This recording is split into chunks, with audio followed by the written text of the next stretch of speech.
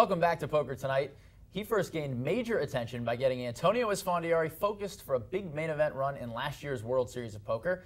Now his client list and their accomplishments are rapidly growing. Joining us in studio is poker mindset guru Sam Chauhan. Sam, thanks for being here. Thank you for having me here. Now, a lot of people might not know what that even means, poker mindset coach. What is it that you do and how did you get started?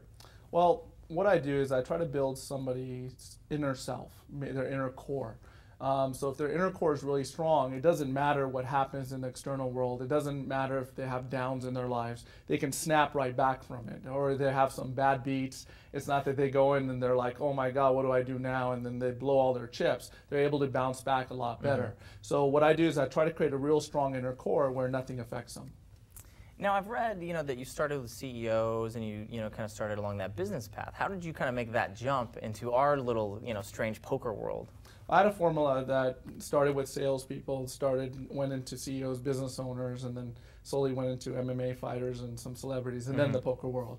But it all started actually when I was in the bathroom, and Antonio Esfandiari was in the bathroom, and we were just having a discussion. He was walking out. What do you do? I'm a mindset coach.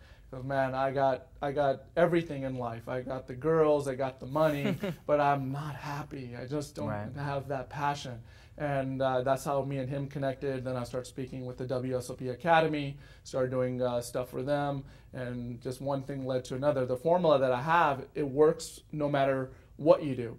It doesn't matter whether you're in business, whether you're just in life, or you're poker, no matter what you do. Or MMA fighter, King Mo, who I just recently worked with, who just won the championship on Strikeforce. What I do is I do a mixture of neurolinguistic programming and clinical hypnosis, and I combined it to create a formula that it works.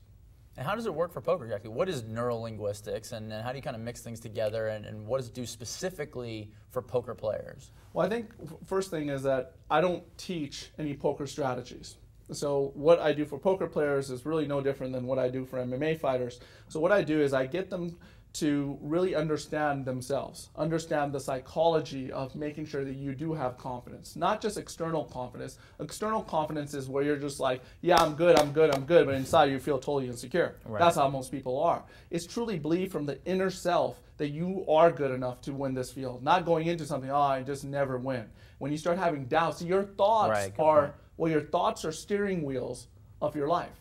Your thoughts are. But many people don't know what to do when their thoughts go the wrong direction. How do you stop that? So here's a technique that everybody can use at home. If you hold your breath as long as you can, every single thought in your brain will disappear, except that I need to breathe. That will interrupt the pattern right away. Or you see many people wear rubber bands on their wrist. Many poker players wear rubber bands today. If you snap the rubber band, the brain has to focus on the pain on the wrist, so it actually gets away from that negative thought. Now you're consciously aware that you got to focus on something positive. So now I know some people say, well, that's not a big deal, but it is. It's the difference that makes the big difference. Are you performing at your best? That's the question. Right, you're talking about like a mental reset, basically. That's correct. Stopping everything. Absolutely. And just, Absolutely. And it has a huge thing, because you guys seen people just blow all their chips just because something bad happened. I don't know about seeing people. I mean, I've done it. I've seen myself do that before. Yeah, exactly.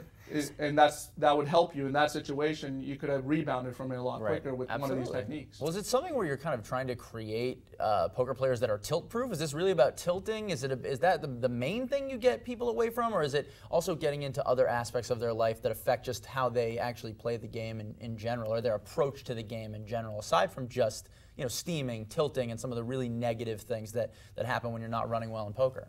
Well, I think it has nothing to do with the game poker. It's to do with just life itself. We all have ups and downs. Every single person, me, you, we all have ups and downs. The question is, how do you deal with your downs?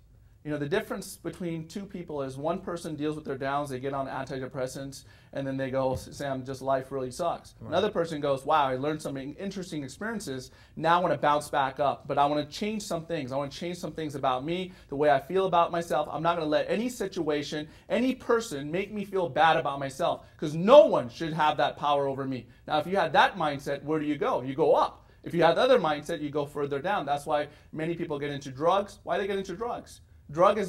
People get into drugs so they can go to numb the pain, because they don't like consciousness, because consciousness is not a happy place. So they feel like if they numb that part, they feel happy. So it's a big difference. If your mindset is in the right track, you are more uplifted. You want to be aware of everything happening. You're excited because you're about to bounce up. And if you have that mentality, there's nothing that can hold you back. Doesn't matter if you lost all your money, doesn't matter if something really terrible, tragedy happened in your life, you can come back out no matter what. That's the powerful mindset does.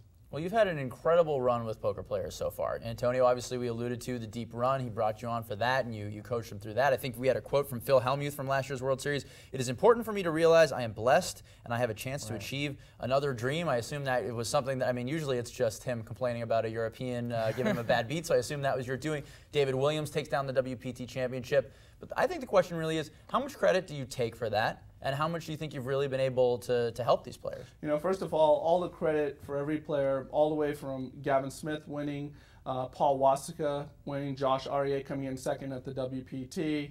Paul Wasika also took down second in the full tilt, I think 750,000 guarantee. I think right off the bat, I'll tell you, is they got all the credit. They have all the talent in the world. They're all able to do it. Phil Hellmuth back-to-back final tables.